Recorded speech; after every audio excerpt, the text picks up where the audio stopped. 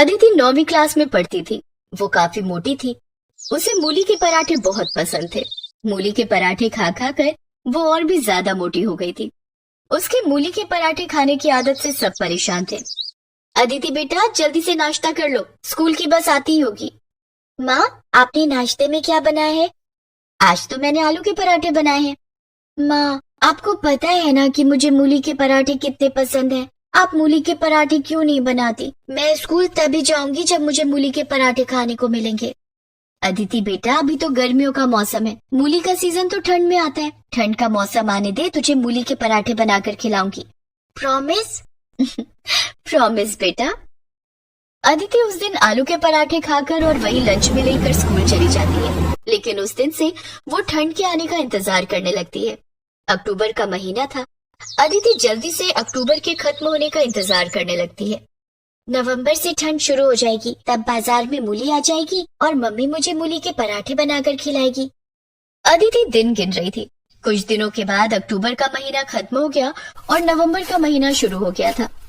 अदिति एक दिन school bus से घर लौट रही थी, तभी उसने घर के पास देखा कि सब्जी वाला ठेले पर मूली बेच रहा था।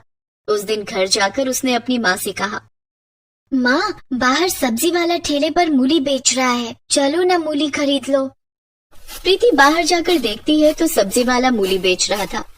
सब्जी वाले भैया, मूली कैसे दिए? 60 रुपए किलो मैडम। इतना महंगा?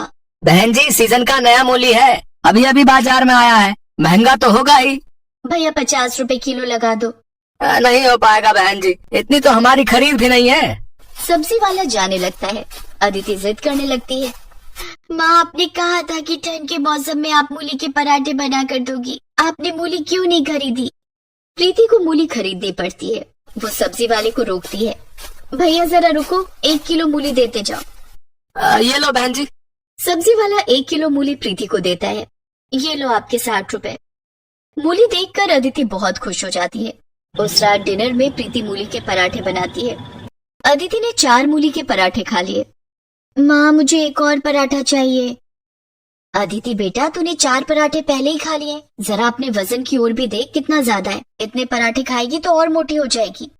ठीक है माँ, अभी मत दो, लेकिन कल सुबह नाश्ते में मुझे मूली के पराठे ही चाहिए, मैं तभी स्कूल जाऊंगी। ठीक है अदिति, कल सुबह तुझे मूली के पराठे ही दूंगी। दूसरे दिन भी प्रीति अदिति को नाश्ते में मूली के पराठे बनाकर देती है। अदिति नाश्ते में भी मूली के 4 पराठे खा जाती है। अदिति, तूने रात में भी मूली के 4 पराठे खाए थे और अभी नाश्ते में भी। बेटा, इतना ज्यादा खाएगी तो और मोटी हो जाएगी।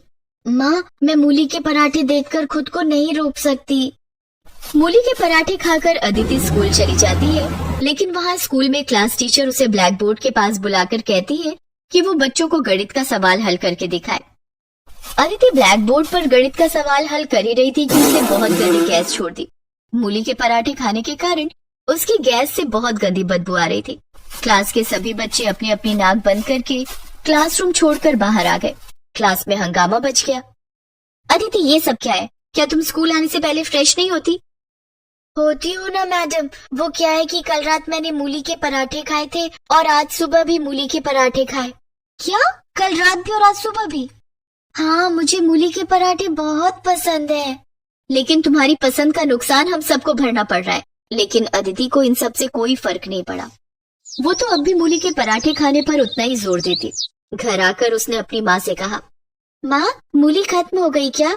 हाँ, खत्म हो गई। सबके पराठे बनवा कर तूने खा लिए। अदिति के पिताजी वहीं सोफे पर बैठे थे और अपने लैपटॉप पर ऑफिस का काम कर रहे थे। उन्होंने अदिति से कहा, क्या बात है अदिति, तुम्हें मूली के पराठे खाने हैं क्या? हाँ पापा। ठीक है, मैं अभी ऑनलाइन ऑर्डर कर देता हूँ, 10 मिनट में मूली आ जाएगी। शेखर, इसने कल ही तो मूली के पराठे खाए हैं और आज सुबह नाश्ते में भी मूली खाकर स्कूल गई थी। आप भी ना इसकी हर जिद मान लेते हैं। रोज रोज मूली के पराठे कौन खाता है? खाने दो ना प्रीति, वैसे भी गर्मियों के मौसम में मूली कहाँ मिलती है, सिर्फ ठंड की ही तो बात है। थोड़ी देर में घर की घंटी बजती है और डिलीवरी बॉय मूली देने आता है। अदिति खुशी खुशी मूली रिसीव करती है और किचन में प्रीति को ला कर देती है। माँ, ये लो मूली, आज रात में मूली के पराठे बनाना। प्रीति ने अपने मन में कहा, उफ, ये मूली तो मुसीबत बन गई। प्रीति ने ना चाहते हुए भी डिनर में मूली के पराठे बनाए और अदिति ने जमकर मूली के पराठे खाए। अब तो अदिति रोज रोज प्रीति से मूली के पराठे बनाने के लिए कहती। प्रीति, अदिति के लिए मूली के पराठे रोज बना दिया करो। अदिति को अब रोज मूली के पराठे खाने के लिए मिलते, जिसे खा खा कर वो और ज्यादा मोटी हो गई थी और स्कूल में रोज गंदी गैस छोड़ती थी। स्कूल के बच्चे और टीचर सभी उसकी इस आदत से परेशान हो गए थे। इसी तरह नवंबर का महीना बीत गया और दिसंबर भी आ गया। अब तो ठंड और बढ़ गई थी। ऐसे में अदिति का मूली के पराठे खाना और भी बढ़ गया। प्रीति मूली के पराठे बनाकर और रोज रोज खाकर परेशान हो चुकी थी।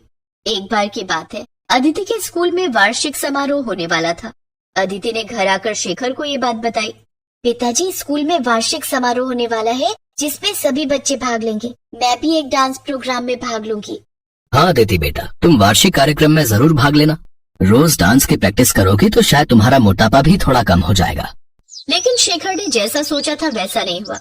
अदिति ने वार्षिक कार्यक्रम में भाग तो ले लिया, लेकिन डांस की प्रैक्टिस करने के बाद उसे और ज्यादा भूख लग जाती और वो पहले से भी ज्यादा खाना खाने लगी। अब वो पहले से ज्यादा मूली के पराठे खाती। ओहो, मैं तो मूली खरीद खरीद कर थक गई हूँ। कहीं देश में मूली का अकाल ना पड़ जाए। ऐसा बड़बड़ाते हुए प्रीति सब्जी वाले को रोकती है। सब्जी वाले भैया, रुकना जरा। बोलिए बहन जी, क्या दूं? मेथी का साग, बथुआ का साग, ताजे ताजे बैंगन या गाजर?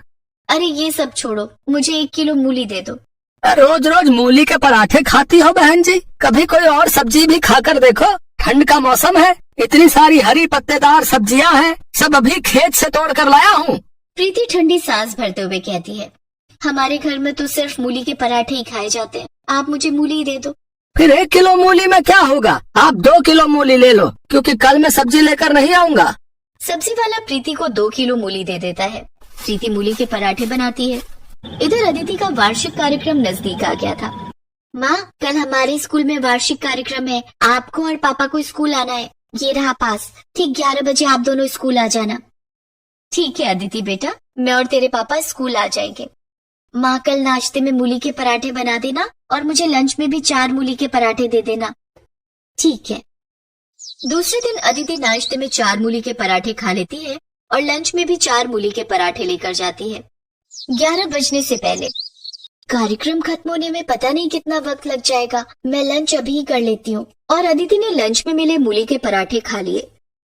अदिति को इस बात का अंदाजा नहीं था कि इतना ज्यादा मूली के पराठे खाना उसके लिए कितना मुश्किल हो जाएगा। जब 11 बजे ये कार्यक्रम शुरू हुआ, तब अदिति अपनी क्लास के बच्चों के साथ एक डांस परफॉर्म कर रही थी। लेकिन उसी बीच मूली के पराठों ने अपना असर दिखाना शुरू किया और अदिति गैस छोड़ने लगी। गैस की बदबू इतनी गंदी थी कि स्टेज पर नाच रहे दूसरे बच्चे स्टेज छोड़कर भागने लगे। सारे बच्चे स्टेज छोड़कर भाग गए और अदिति अकेली रह गई। इस तरह उसका डांस शो पूरा नहीं हो पाया। कार्यक्रम में मौजूद स्कूल के प्रिंसिपल, टीचर, स्कूली बच्चों के अभिभावक भी गैस की गंदी बदबू से अपनी अपनी कुर्सी छोड़कर भाग गए। सभी एक दूसरे के साथ कानाफूसी कर रहे थे। कार्यक्रम में आए अदिति के माता पिता को काफी शर्मिंदगी महसूस हुई। अदिति रोते हुए उनके पास आई। माँ, देखो ना, सभी लोग कार्यक्रम छोड़कर भाग गए और सब मेरे बारे में पूछ रहे हैं। अदिति बेटा, मैंने तो तुम्हें पहले ही कहा था कि इतना ज्यादा मूली के पराठे खाना ठीक नहीं है। ये सब उसी का नतीजा है। मूली के पराठे खा खाकर तुम और भी मोटी हो गई हो और आज तो जो हुआ तुमने देख ही लिया। सॉरी मम्मी, मैं आज के बाद मूली के पराठे नहीं खाऊंगी। चलो, देर आए लेकिन दुरुस्त आए।